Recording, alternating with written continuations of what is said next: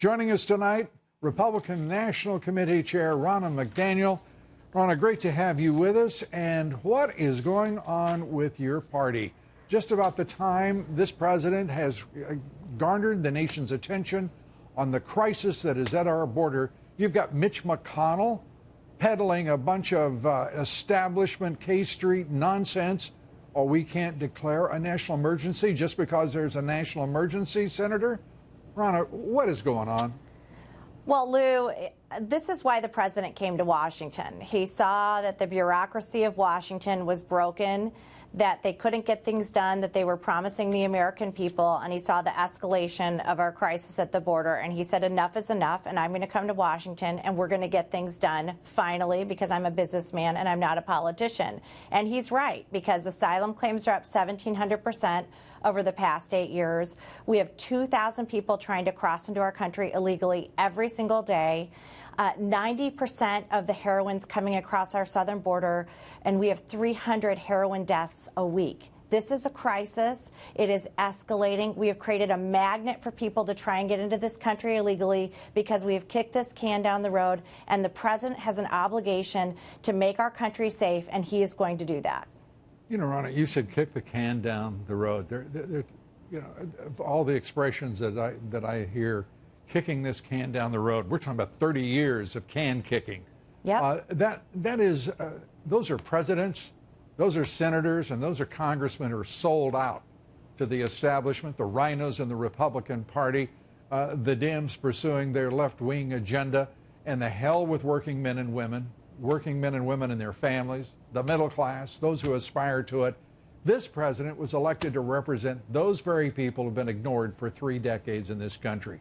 Your party, whether it is Jeff Flake, Mitt Romney, whether it is Mitch McConnell or Paul Ryan, do you ever just pick up the phone and say, fella, maybe you need to come to your senses and get with the party?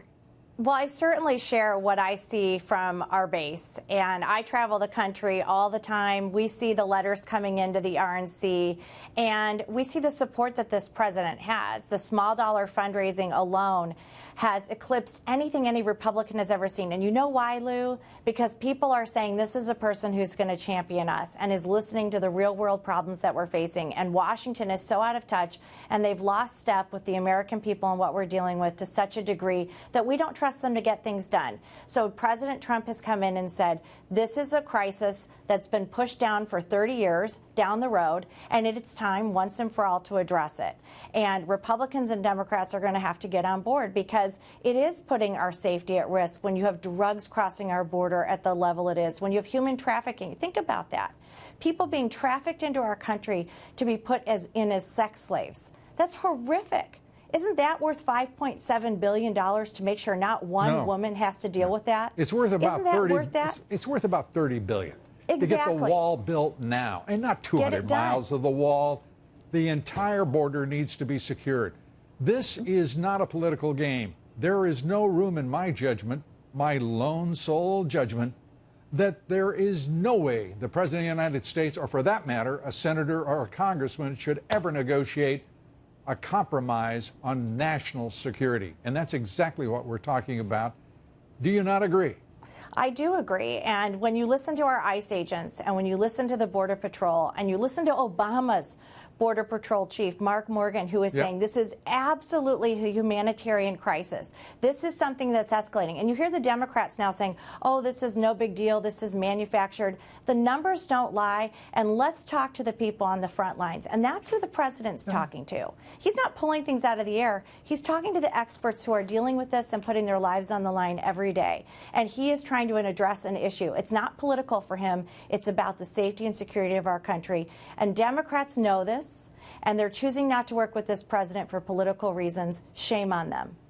Shame on them. But at some point, when do we say shame on us? Because this is no longer a political issue that resists solution. The solution's at hand. This president has proposed it, and that is that wall, putting it up. And you can't get agreement from the Chamber of Commerce, the Business Roundtable. Isn't it about time the Republican Party says to the Chamber, we're not going to take your money. How about saying to the Business Roundtable, we're not going to take your money? Say to Wall Street, you're not going to take their money. And say that you're going to represent only those people in this country as individuals. Get these fools out of our way, because they are running the country, not the Republican Party, not the Democratic Party. Those corporations, those banks, those Koch brothers are running this country. And it's damn well time for it to stop.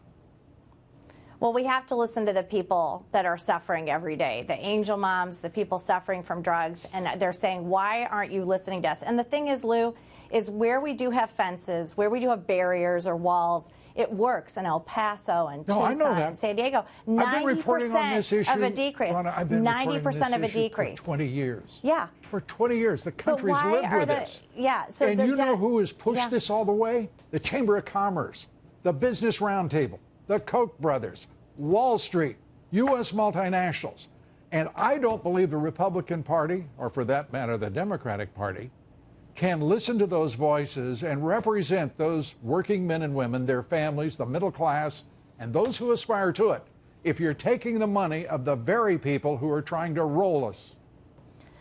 Well, the RNC supports the president, and we've got a huge base of small dollar support and other supporters who support this president and what he's doing across every spectrum. I hear it every day, from business leaders down to small dollar, average working mom and pop shops. They're saying, thank this president for what he's doing. I had a letter today from a company in Ohio that said, thank this. The people are with him. I'm worried about the Republican Party and Senator McConnell and Paul Ryan. McCarthy. I'm worried about the entire Republican establishment because they look sold out, Ronna. They look sold out.